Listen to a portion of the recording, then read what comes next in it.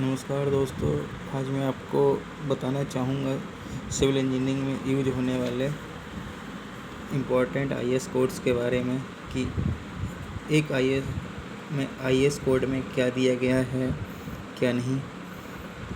सबसे पहले मैं आपको एक जनरल वे में याद रखने के लिए इंटरव्यू के लिए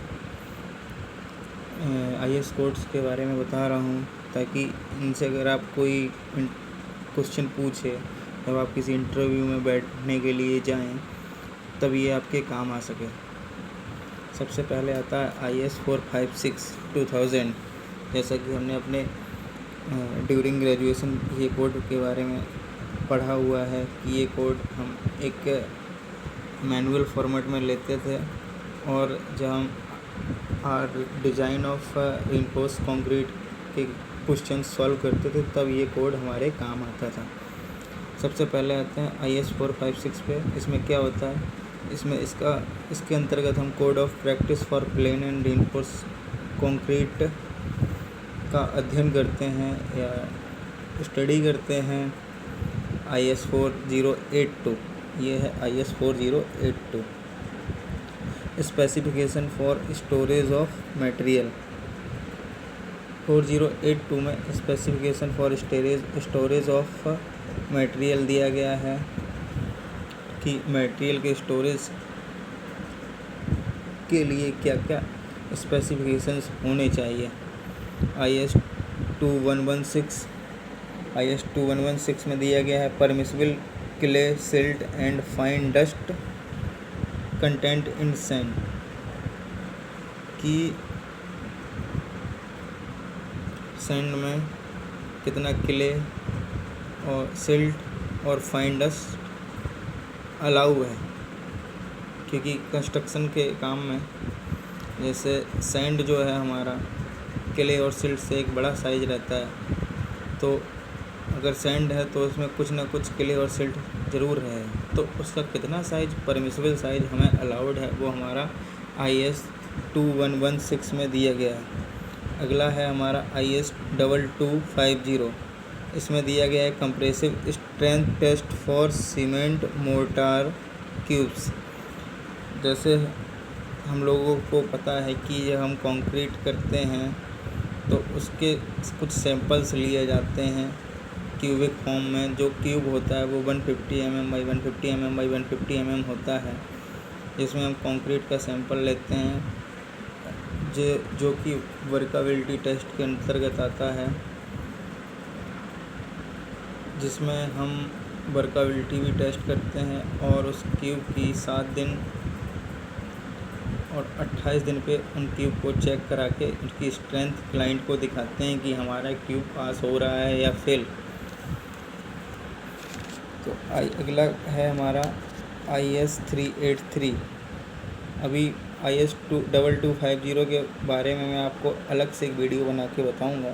अगला है हमारा IS 383, specification for fine and course aggregates from natural source for concrete. अगर हमारी जो फाइन गिट्टी और मोरम होती है, अगर वो हमारे नेचुरल सोर्स से निकलती है, जो कि हमारी कंक्रीट के लिए जिसको हमें यूज करना होता है, वो हमारे IS 383 के अंतर्गत यूज होती है। अगला है हमारा 2386 IS 2386, methods of test for aggregate. Last वाला हमारा 383 था कि हमारा फाइन और कोर्स एग्रीगेट का स्पेसिफिकेशन उसमें दिया गया था, लेकिन हमारे IS 2386 में टेस्ट जो हम एग्रीगेट पे करेंगे उसके मेथड्स दिए गए हैं। अगला है हमारा 2430, इसमें हमारा मेथड्स ऑफ सैम्पलिंग दिया गया है। अगला है हमारा IS 269, specification for 33 grade OPC मतलब ऑर्डिनरी पोर्टलैंड सीमेंट। अगला है हमारा IS 8112, जैसे 269 में हमारा 33 ग्रेड OPC का ये दिया गया स्पेसिफिकेशन।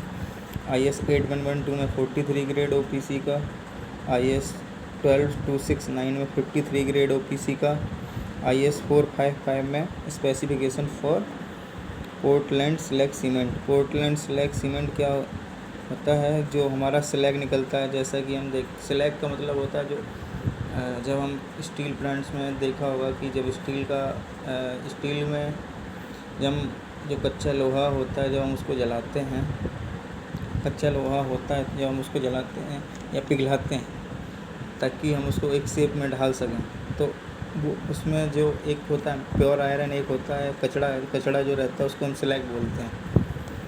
स्लैग होता है वो मेल्ट होके पूरा, जब लोहा मेल्ट हो जाता है तो कचड़ा ऊपर तैरता है जिसको हम स्लैग बोलते हैं। उस स्लैग को अलग ले जाया जाता है और उसको हम सीमेंट बनाने के काम में लाते हैं।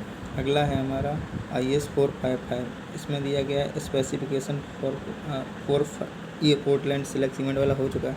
अगला है IS 1489 specification for Portland pozzolana cement. 1489 में पोर्टलैंड पोजुलोना सीमेंट है। IS 6909 में स्पेसिफिकेशन फॉर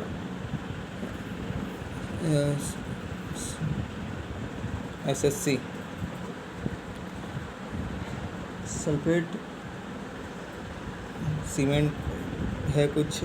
और ये है अगला IS 8041 specification for rapid hardening Portland cement. इसके बाद अगला है हमारा IS 12330। इसमें दिया गया specification for rapid Portland cement, sulphate resisting Portland cement. Rapid नहीं है, सल्फेट रेजिस्टिंग पोर्टलैंड सीमेंट है। IS 6452 specification for high alumina cement for structural use. इसके बाद है हमारा IS 456 10262 जो कि है codes for design concrete mixes. 10262 जो हमारा IS 456 10262 code for designing concrete mixes. अगला है IS 1516 method of test for strength of concrete के टेस्ट की क्या क्या मेथड हैं वो हमें इसमें दिया गया है। अगला है IS 13311 ultrasonic testing of concrete structure. अगला IS 4925 specification for concrete and batching plant. अगला IS 3025 test on water sample. IS 4990 specification for plywood formwork for concrete. अगला IS 9103 कंक्रीट एडमिक्सचर स्पेसिफिकेशंस। अगला है IS 12200 specification for PVC water mars. अगला है IS 1077 specification for bricks for masonry work. ये है 1077 में हम जो यूज मेजनरी वर्क के लिए करते हैं उसमें इसके बारे में दिया गया है। अगला है IS 5454 method of sampling of brick tests. अगला है IS 3495 methods of testing of BRICS.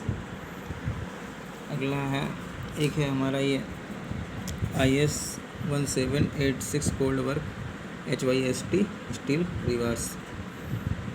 उम्मीद करते हैं कि आप इनको ये कोड्स हैं, आप इनका एक स्क्रीनशॉट लेके रख सकते हैं जिससे कि आपके काम में आएगा। कोई भी अगर पूछेगा तो आप अपनी नॉलेज को दिखा सकते हैं। मैंने उसी व्यू को ध्यान में रखते हुए इन कोड्स का एक पूरा लिस्ट बना के बनाया है ताकि आप लोगों की पढ़ने के लिए और इनको इंटरव्यू में फेस करने के लिए आसानी हो। आई होप कि ये वीडियो आपको पसंद आए तो इस चैनल को सब्सक्राइब करें। आई होप कि मैं अभी ये वीडियो, मुझे नहीं पता पहला वीडियो या दूसरा वीडियो है ये मेरा, पहला या दूसरा तो नहीं, तीसरा चौथा है। तो अभी मैं वीडियोस डाल रहा हूँ तो कोई भी लाइक नहीं मिल रहा है। तो आई होप कि आप इसको शेयर करें, सब्सक्राइब करें, लाइक करें, जिससे कि हम आगे आने वाले वीडियो में आपको सिविल इंजीनियरिंग से रिलेटेड और अच्छी से अच्छी जानकारी दे सकें।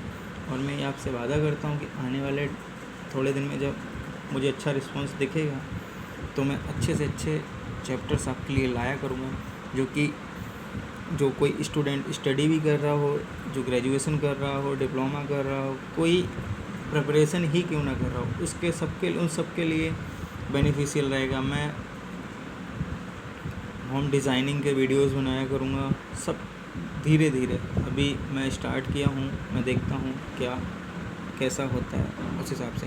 आई होप टेक केयर, और कोरोना में अपने आप को सावधान रखें, बाहर ना निकलें। Okay, best of luck my dear people, take care.